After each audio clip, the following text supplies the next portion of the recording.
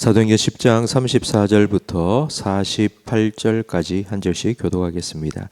베드로가 입을 열어 말하되 내가 참으로 하나님은 사람의 외모를 보지 아니하시고 각 나라 중 사람을 경외하며 의를 행하는 사람은 다 받으시는 줄 깨달았도다.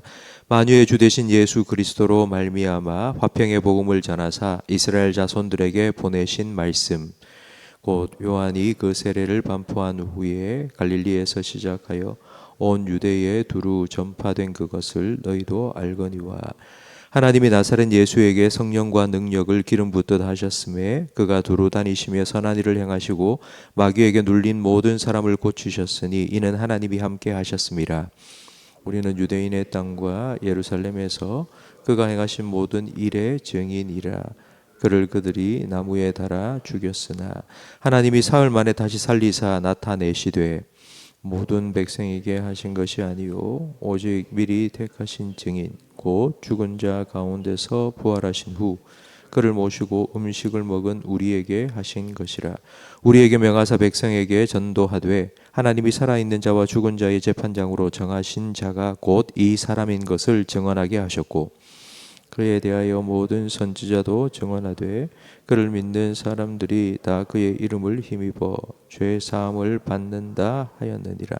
베드로가 이 말을 할 때에 성령이 말씀 듣는 모든 사람에게 내려오시니 베드로와 함께 온 할례 받은 신자들이 이방인들에게도 성령 부어 주심으로 말미암아 놀라니 이는 방언을 말하며 하나님 높임을 들음이러라.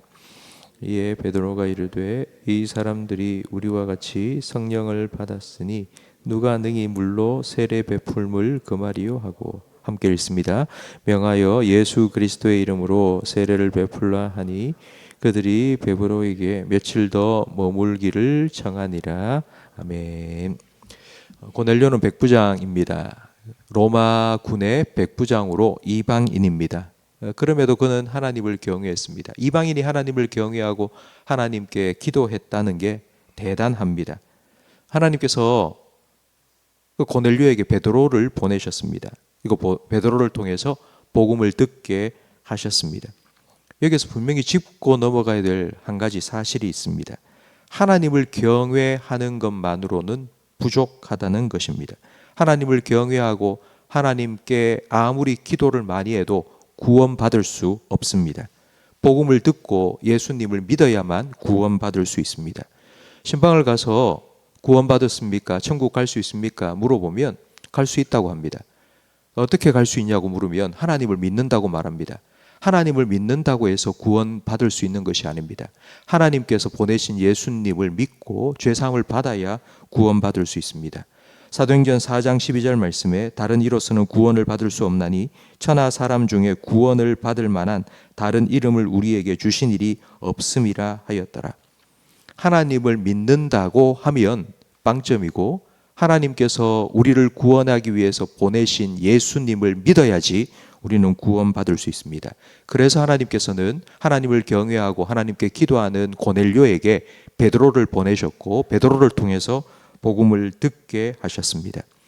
오늘 우리가 함께 읽은 34절부터 43절까지 말씀이 베드로가 고넬료와 그의 집안의 모든 사람에게 전한 복음입니다. 그 복음의 내용은 아주 간단합니다. 하나님께서 예수님 보내셨고 예수님께서 십자가에 못 박혀 죽으셨고 하나님께서 그를 다시 살리셨고 하나님께서 보내신 구원자이신 예수님을 믿어야 구원받는다는 내용입니다. 44절 말씀에 보면 베드로가 이 복음을 전할 때에 성령이 그 말씀을 듣는 모든 사람에게 내려오셨습니다.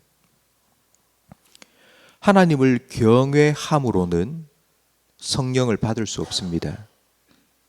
하나님께 기도한다고 성령을 받을 수 없습니다. 복음을 듣고 예수님을 믿어야 성령을 받을 수 있습니다. 사도행전 2장 38절 말씀에 너희가 회개하여 각각 예수 그리스도의 이름으로 세례를 받고 죄 사함을 받으라. 그리하면 성령의 선물을 받으리라 말씀하셨습니다. 복음을 듣고 예수님을 믿고 죄 사함을 받아야지 성령, 하나님의 영, 거룩한 영이 임하실 수 있습니다. 깨끗하게 죄 사함을 받아야지, 의롭다함을 받아야지만이 성령을 받을 수 있습니다. 성령을 받는 것이 우리 신앙생활에서는 가장 중요합니다. 아담을 흙으로 빚으시고 그 코에 생기를 불어 넣으셔서 사람이 되게 하신 것처럼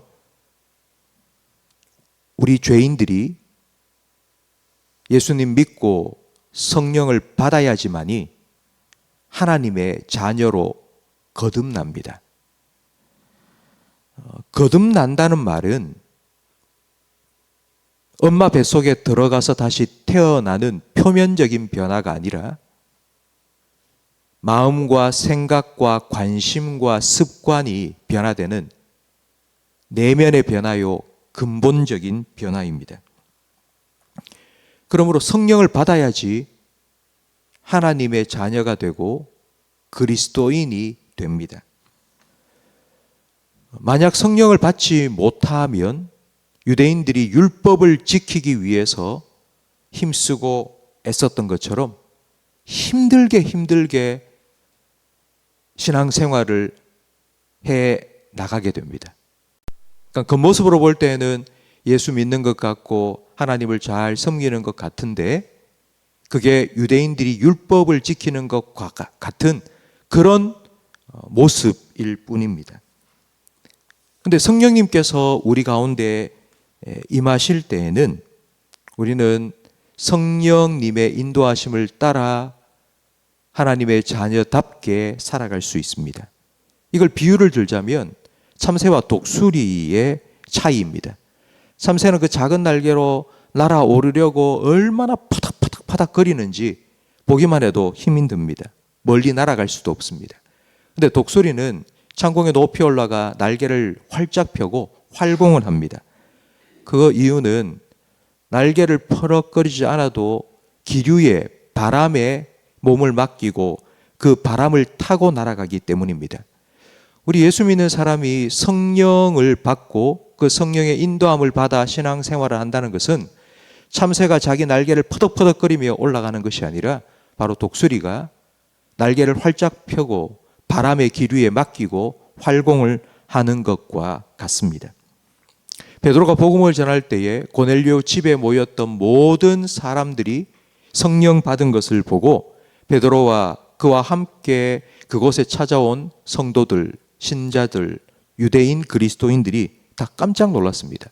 놀란 이유는 불과 며칠 전, 얼마 전 오순절 다락방에 모여서 함께 기도하던 자기들에게 하나님께서 성령을 부어 주셨는데 지금 오늘은 이방인들 가운데 하나님께서 똑같이 성령을 부어 주셨기 때문입니다. 이 사실을, 이 일들을 보고 베드로와 그와 함께한 유대인들이, 그리스도인들이 깜짝 놀란 이유는 바로 이것입니다. 자기는 성령을 받기 위해서 40일 동안 기도했습니다. 함께 모여서 예수님 승천하신 후 오순절까지 그 40일을 기도하고 기다려서 성령을 받았는데, 그런데 이 고넬료 집안의 사람들은 복음을 들을 때에 성령이 임한 것입니다. 말씀을 들을 때에 성령이 그들 가운데 임한 것을 보고 깜짝 놀란 겁니다. 아니, 우리는 그렇게 왜 성령을 기다리면서 기도를 했는데, 그래서 겨우 성령을 받았는데, 근데 이들은 복음을 듣자 바로 하나님께서 성령을 부어주셨네. 그럼 도대체 이 복음은 뭐지? 이 복음은 모든 믿는 자에게 구원을 주시고 성령을 주시는 바로 하나님의 능력이라는 것을 바로 그때에 깨닫게 된 것입니다. 이 사도행전 10장 이 말씀이 땅끝 선교에 있어서 시작점이라고 제가 어제 말씀을 드렸는데요.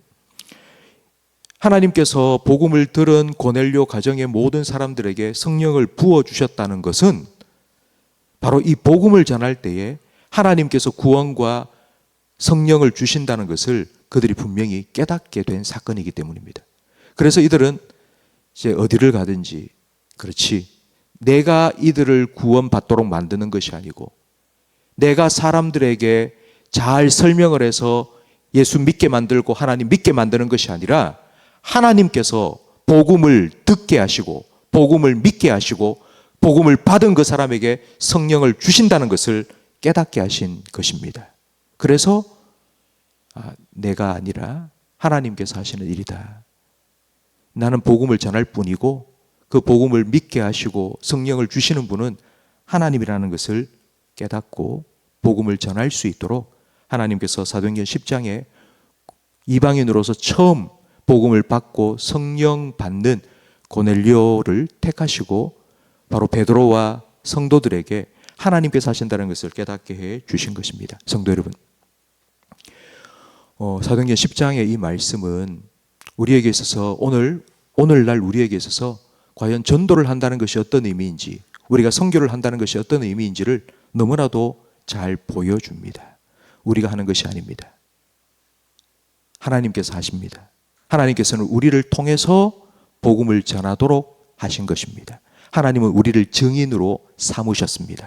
하나님께서 먼저 우리에게 예수님을 나타내 주시고 예수님을 믿게 하시고 구원받도록 해 주신 이유는 우리가 그 예수님을 전하는 증인으로 살도록 하기 위해서입니다. 오늘도 하루 살아가시면서 여러분 주변에 나를 통해서 복음이 증거되어야 할 사람이 있는지, 하나님께서 고넬료에게 베드로를 보내어 주셔서 복음을 듣게 하시고 성령을 부어 주셨던 것처럼 하나님께서 그렇게 나를 통해서 복음을 듣게 하실 사람이 있는지를 여러분 생각해 보시고 살펴보시고 기회가 있다면 복음을 전하는 증인의 삶을 살아가시기를 주님의 이름으로 축원합니다. 기도하겠습니다. 하나님 아버지 감사합니다. 모든 믿는 자에게 구원을 주시는 복음의 능력을 먼저 우리들에게 나타내 주셔서 예수님 믿고 성령을 받고 그리스도인으로 살아갈 수 있도록 놀라운 은혜를 우리에게 먼저 허락하여 주셔서 감사합니다. 하나님께서 우리를 부르신 목적이 우리가 증인 되기 위해서라고 오늘 말씀해 주셨사오니 우리가 말을 잘하기 때문에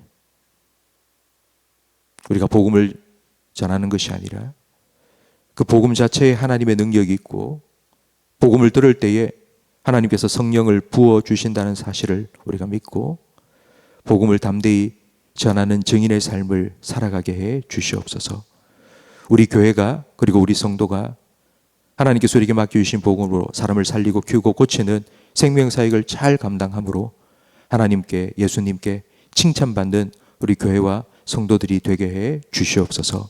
주님 다시 오실 그날까지 예수님께서 우리에게 맡겨주신 이 사명을 잘 감당해 나가는 우리 모든 성도들과 교회가 되게 해 주시옵소서. 예수님 이름으로 기도합니다. 아멘. 교회 건축을 위한 공동기도문